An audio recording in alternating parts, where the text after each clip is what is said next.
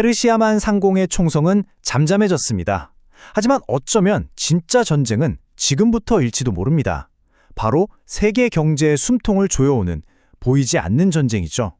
오늘 이 전쟁의 실체를 한번 파헤쳐 보겠습니다. 요즘 뉴스에서 대규모 공습 소식 거의 못 들어보셨죠? 그런데 말입니다. 이상하게도 세계 경제는 그 어느 때보다 살아는 판을 걷고 있어요. 왜 그럴까요? 진짜 경제적인 압박은 이제 막 시작됐기 때문입니다. 그리고 그 모든 것의 중심에 바로 이 결정적인 해협이 있습니다. 자, 이거 좀 보세요. 전쟁의 성격이 1단계에서 2단계로 완전히 넘어간 걸 볼 수 있죠. 처음에는 전투기 날아다니고 미사일 쏘는 그런 고강도 공중전이었잖아요. 그런데 지금은 뭐냐? 바로 비대칭 경제봉쇄입니다. 군사 목표가 아니라 경제적인 길목을 딱 막아서 서서히 압박하는 거죠. 네, 그러니까 이게 새로운 종류의 전쟁인 겁니다. 군사력으로 그냥 확 밀어붙이는 게 아니라 경제적으로 숨통을 조이면서 아주 계산적으로 길게 끄는 소모전으로 들어간 거죠. 이런 걸 바로 비대칭전이라고 부릅니다.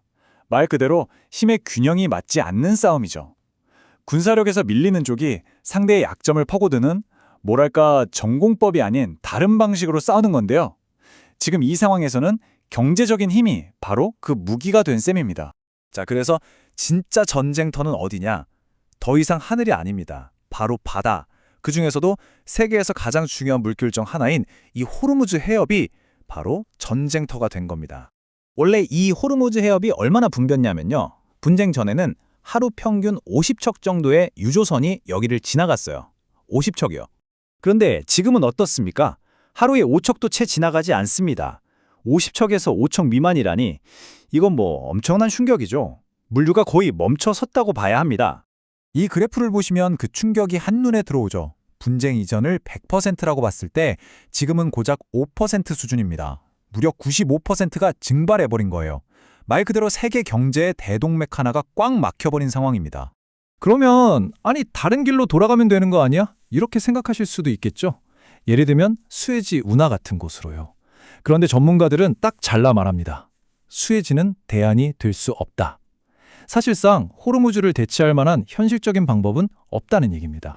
자, 그럼 이 호르무즈 해협이 막힌 게 전 세계 경제에 그리고 우리 지갑에 어떤 충격을 주는지 한번 들여다보겠습니다. 이게 또 모든 나라에 똑같은 충격을 주는 게 아닙니다. 이 차트를 보세요. 호르무즈를 통해 나가는 에너지의 목적지 84%가 어딘가요? 바로 아시아입니다. 유럽이나 다른 지역은 16%에 불과하죠. 그러니까 이 문제에 가장 직접적으로 가장 크게 노출된 곳은 바로 우리를 포함한 아시아 국가들이라는 겁니다. 이게 단순히 기름값 좀 오르겠네 하는 수준의 이야기가 절대 아닙니다. 물론 당장 주유소 가는 게 무서워지겠죠. 하지만 그보다 훨씬 더 근본적으로 실물 시장 전체가 엄청난 압박을 받고 있어요. 세계 경제의 뼈대가 흔들리는 문제라는 거죠. 시장에 얼마나 스트레스를 받고 있는지는 이 지표들을 보면 바로 알 수 있습니다. 머바뉴, 브렌트유 스프레드 복잡해 보이지만 간단히 말해 원유 가격 자체가 불안정하다는 뜻이고요. 디젤, 항공유 가격은 말할 것도 없죠. 심지어 유럽 천연가스 가격, 그리고 농사 짓는데 꼭 필요한 비료 가격까지 경제 구석구석 모든 곳에 지금 경고등이 쳐진 겁니다.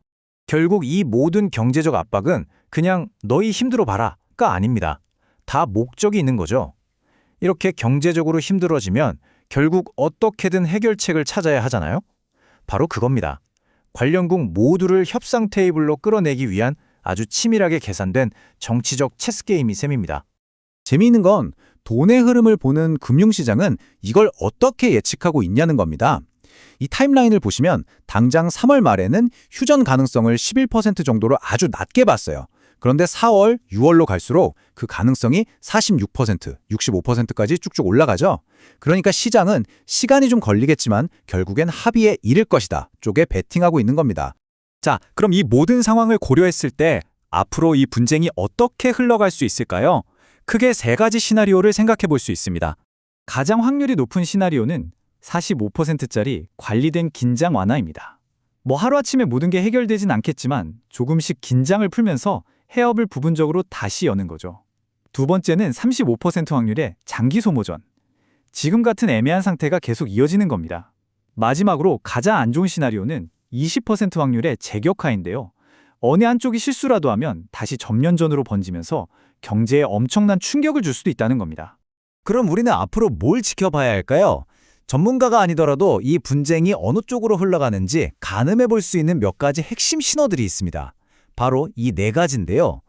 호르무즈를 지나는 유조선 수가 다시 늘어나는지, 공격 목표가 경제시설에서 다른 걸로 바뀌는지, 주변 공항 운항이 정상화되는지, 그리고 아까 봤던 시장의 예측이 어떻게 변하는지, 이런 것들을 잘 보시면 됩니다. 결국 이 싸움은 누가 더 강한 무기를 가졌느냐의 싸움이 아닙니다.